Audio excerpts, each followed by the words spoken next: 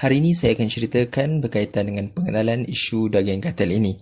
Kisah ini bermula pada 1 Disember 2020 apabila menerima aduan berkaitan dengan pemalsuan logo halal oleh syarikat ejen feed. Hasil aduan, serbuan telah dilakukan oleh Makis Kastam KPDN HEP dan JAIS ke gudang daging kartel ini di Senai, Johor Bahru. Hasil siasatan didapati bahawa daging import yang diragui status halal ini bercampur dengan daging halal yang lain dan dibungkus semula dan disertakan dengan logo halal. Daging ini datang daripada negara China, Ukraine, Brazil dan Argentina dan dipercayai beroperasi lebih daripada 40 tahun. Semasa serbuan dibuat, dianggarkan syarikat ini menyimpan 1,500 tan daging sejuk beku yang bernilai 30 juta ringgit. Syarikat ini merupakan pembekal utama daging sejuk beku di Malaysia dan hal ini menimbulkan keraguan seluruh rakyat Malaysia khususnya umat Islam. Seterusnya, kita pergi kepada pengertian mujtahid. Siapa sebenarnya golongan mujtahid? Golongan mujtahid ialah mereka yang mempunyai malakah ijtihad atau kemampuan untuk mengkaji, menyelidiki dan mendapatkan hukum-hukum syarak yang amali dari dalil-dalil yang terperinci. Mujtahid juga merupakan seorang faqih di kalangan ulama usul. Sebagai contoh, jika ijma' itu berlaku di dalam permasalahan fiqh, maka yang diambil kira adalah ucapan atau pendapat keseluruhan fuqaha. Manakala jika isu tersebut merupakan isu usuluddin, maka ia memerlukan kesepakatan seluruh ulama usul. Untuk menjadi seorang mujtahid, beberapa syarat asas perlu dikuasai. Yang pertama, seorang mujtahid mesti menguasai bahasa Arab dengan baik dari segi tata bahasa dan kefahaman yang tepat makna-makna kalimat dan maksud dari struktur-struktur ayatnya. Penguasaan bahasa Arab dengan semula jadi atau mempelajari ilmu tata bahasa Arab seperti nahwu, sharaf, balaghah, adab, ma'ani dan bayan. Yang kedua, seorang mujtahid perlu mengetahui selok-belok Al-Quran. Ini bererti mengetahui maksudnya serta segala ilmu yang bersangkut paut dengan Al-Quran, termasuklah asbabun nuzul, nasih mansuh, maki dan madani, am dan has, mutlak dan muqayyad, muhkam dan mutasyabih. Dan yang ketiga, mengetahui sunnah nabawiyah sama ada dari segi perbuatan, perkataan dan takrir. Ini bermakna mengetahui maksud hadis serta menguasai ilmu mustahul hadis dan rijalul hadis bagi mengetahui kekuatan dan kelemahan hadis tersebut untuk diamalkan. Dan yang terakhir ialah peranan mujtahid. Yang pertama, untuk mengelakkan pertembungan antara hukum di dalam Al-Quran dan hadis.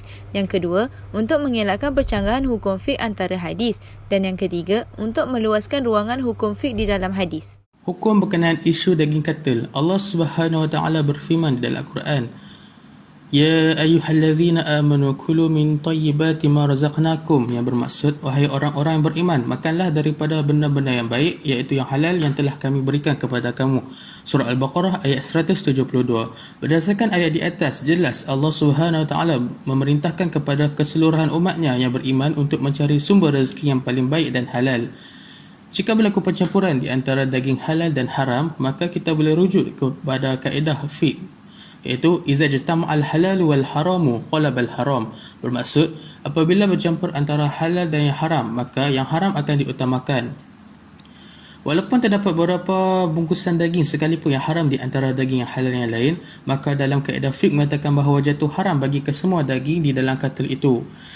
Sekalipun kita terlepas makan, di mana kita yakini daging itu halal, kemudian meragui status halal daging itu kerana terdapat penganiayaan logo halal, ia dimaafkan kerana firman Allah dalam surah Al-Ahzab ayat 5, Walaysa alaikum junahum fima aqtaqtum bihi walakin ma ta'ammadat qulubukum wa kana Allahu ghafurar rahima, yang bermaksud, dan kamu pula tidak dikira berdosa dalam perkara yang kamu tersilap melakukannya, tetapi yang dikira berdosa itu ialah perbuatan yang disengajakan oleh hati kamu melakukannya.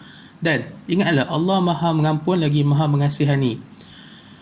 Menurut Ustaz Ahmad Dusuki mengatakan, jika kita termakan makanan yang lepas dan tidak tahu makanan itu tidak halal, maka dimaafkan. Perkara ini dipanggil sebagai umu al-abwa, iaitu satu benda yang lepas. Benda itu kita tidak perlu diungkit semula sama ada menjadi makanan haram dalam tubuh. Sebagai umat Islam, kita perlu beristighfar dan sesetengah ulama membaca Al-Quran untuk menurunkan semula dalam badan kita. Memakan makanan yang halal lagi baik adalah satu tuntutan di dalam agama Islam.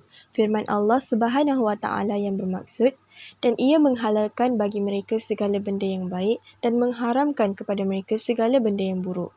Surah Al-A'raf ayat 157. Berdasarkan ayat tersebut, terdapat 3 prinsip untuk menentukan halal atau haramnya makanan seperti berikut. Prinsip pertama, semua binatang yang dianggap elok oleh orang Arab semasa hidup senang pada zaman Rasulullah SAW adalah halal. Contohnya, semua jenis ikan yang hidup di dalam laut walau apapun namanya dan binatang ternakan seperti unta, lembu, biri-biri dan kambing. Prinsip kedua, semua binatang buas yang mempunyai taring yang kuat untuk menangkap mangsa adalah haram. Binatang tersebut seperti anjing, babi, serigala dan seumpamanya. Selain itu, burung yang haram dimakan ialah yang mempunyai kuku yang kuat dan boleh melukakan seperti semua jenis burung helang dan burung raja wali. Prinsip ketiga, semua binatang yang disunatkan bunuh adalah haram. Contohnya ular, kalajengking, tikus dan semua binatang yang memudaratkan. Rentetan daripada penerangan mengenai haiwan-haiwan yang haram dimakan dalam Islam, pasti ada hikmah di sebalik pengharaman haiwan tersebut, terutamanya daging babi. Pengharamannya adalah disebabkan ia membawa beberapa kemudaratan sama ada dari aspek kimia, mikrob dan psikologi, iaitu ia disebut boleh menghilangkan perasaan cemburu serta menjadi dayus. Dr. Yusuf Al-Qardawi dalam kitabnya Al-Halal wa Al-Haram fil Islam ketika mengulas berkenaan pengharaman daging babi menyebut, perkara ketiga yang diharamkan Allah Subhanahu Wa Taala ialah daging babi. Ini kerana tabiat yang sihat akan memandangnya kotor dan tidak akan menyukainya. Sebab haiwan ini, makanan yang sangat disukainya ialah dari benda-benda yang kotor, jijik dan najis. Setelah zaman berlalu dan sekarang barulah ilmu moden masa kini menyingkap hakikat kebenaran bahawa daging khinzir penuh dengan cacing dan kuman-kuman halus yang boleh membinasakan orang yang memakannya. Kaedah hukum zaman kini disebutkan dalam riwayat Al-Bukhari. Sesungguhnya agama itu mudah. Janganlah seseorang daripada kamu menyukarkan iaitu menyulitkan urusan agama itu, melainkan kamu akan tewas. Di sini kita lihat bahawa Islam itu agama yang mudah dan lengkap. Begitu juga dalam proses penyembelihan, terdapat satu kaedah yang memudahkan proses penyembelihan dan juga dapat meningkatkan kadar penyembelihan. Kaedah ini adalah kaedah stunning.